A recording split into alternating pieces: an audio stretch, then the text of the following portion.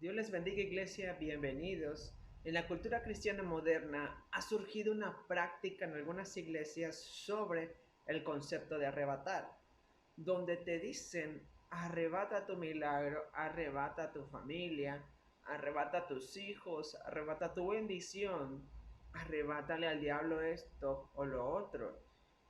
Y hoy veremos qué dice la Biblia acerca de esta práctica. Esta práctica le da mucha importancia a Satanás, a veces mucha más importancia que a Dios, porque bajo este concepto de arrebatar se piensa que si algo malo te pasó o se te fue quitado algo o alguien o tus hijos cayeron en malos pasos, todo, absolutamente todo lo malo fue culpa de Satanás. Satanás te quitó esto o aquello, te quitó esa bendición, te quitó esa sanidad, te quitó a tu familia, a tus hijos. Y ahora tú tienes que arrebatárselos.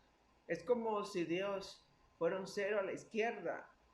¿Te imaginas ir a una iglesia donde el Dios al que adoran no tuviera control del universo y el de tu vida? De tal forma que tú tengas que estarte defendiéndote a cada rato y protegiéndote tú mismo, porque el Dios al que adoras no puede hacerlo por ti. Pues esto es lo que da a entender la práctica de arrebatar, diciendo yo tengo la autoridad y poder para pelear con Satanás y vencerlo, y así poder recuperar lo que me quitó. Yo solo, usando el poder de Dios como si fuera una especie de batería o de power bank, que lo conectas a cualquier celular y la puedes gastar en cualquier celular o aparato que tú quieras. Hay demasiadas equivocaciones en estas prácticas. Número uno, yo no puedo usar el poder de Dios para hacer lo que se me dé la gana o hacer mi voluntad. El poder de Dios existe para hacer la voluntad de Dios, no la mía. Como lo dice Isaías capítulo 55 versículo 11, así será mi palabra que sale de mi boca, dice Dios. No volverá a mi vacía, sino que hará lo que yo quiero y será prosperada en aquello para la que la envié. Ni siquiera Jesucristo descendió del cielo para hacer su propia voluntad, sino que vino a la tierra a hacer la voluntad del Padre, como lo dice Juan 6:38, porque he descendido del cielo, no para hacer mi voluntad, sino la voluntad del que me envió. Y número dos, Satanás ya fue vencido por Jesucristo de una vez y para siempre. Nosotros no debemos de estar perdiendo el tiempo luchando con algo que ya fue vencido, que ya fue derrotado. Debemos de enfocarnos en predicar y limpiar el evangelio verdadero de Jesucristo, puesto que muchos se han levantado para hacer la voluntad de Satanás, que es engañar a la iglesia con falsas predicaciones, manipulando a la gente y torciendo la palabra de Dios a su conveniencia. En Hebreos capítulo 2 versículo 14 vemos cómo Jesucristo vence a Satanás de una vez y para siempre, dice la palabra de Dios así.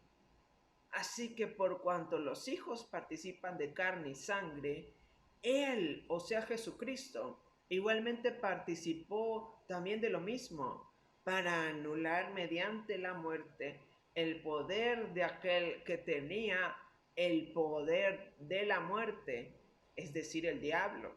Y error número 3, cuando tú obedeces a Dios y buscas su reino y su justicia, lo buscas porque Él es el Rey de Reyes, porque no hay otro Dios que vivo está más que Él.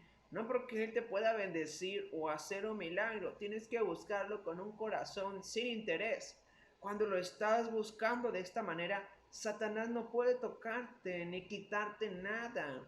Recordemos las calamidades de Job y observen esto que les acabo de decir. Vamos a la Biblia en Job capítulo 1, versículo 9 al 10. Dice así la palabra de Dios. Y Satanás le dice a Jehová en el versículo 9 y dijo, ¿acaso teme Job a Dios de balde? Y el versículo 10 le sigue diciendo Satanás a Jehová, ¿no le ha cercado alrededor de él y a su casa y a todo lo que tiene, al trabajo de sus manos has dado bendición. Por tanto, sus bienes han aumentado sobre la tierra. Date cuenta que Satanás reconoce que Job tenía un cercado alrededor de él, alrededor de su casa y alrededor de todo lo que Job tenía, de tal forma que Satanás no podía ni acercarse a Job. Y el error número 4 es que Satanás tiene que pedirle permiso a Dios para poder acercarse a ti, o tentarte, o dañarte. Hasta que Dios le da permiso, entonces es cuando Satanás actúa. Todo está bajo la voluntad de Dios, y todas las cosas le ayudan a bien a los que aman a Dios. Como lo dice Job, capítulo 1, versículo 11 y 12. Y dice así: pero extiende ahora tu mano, le está diciendo Satanás a Jehová, pero extiende ahora tu mano y toca todo lo que tiene, y verás si no blasfema contra ti en tu misma presencia. Y dijo Jehová a Satanás: he aquí todo lo que tiene está en tu mano, solamente no pongas tu mano sobre él. Y salió Satanás delante de Jehová. Como ya le dieron permiso, ¿verdad? Entonces se fue a tentar a Job.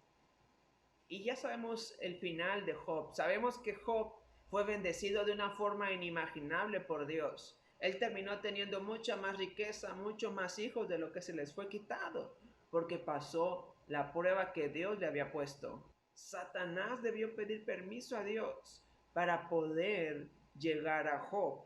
Y vamos a ver lo que dice el profeta Isaías en Isaías capítulo 41 versículo 4. Y dice así: yo soy el único Dios y mantengo bajo control todo lo que pasa en este mundo. He existido desde el principio y existiré hasta el final.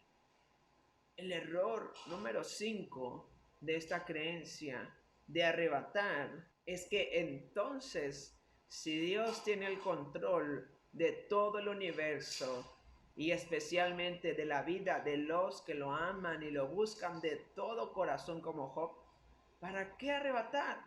Si Dios es quien te da y te quita, ¿contra quién entonces estás peleando? Contra Satanás no. Él solo obedece órdenes y permisos que Dios le da. El que verdaderamente tiene el control es Dios.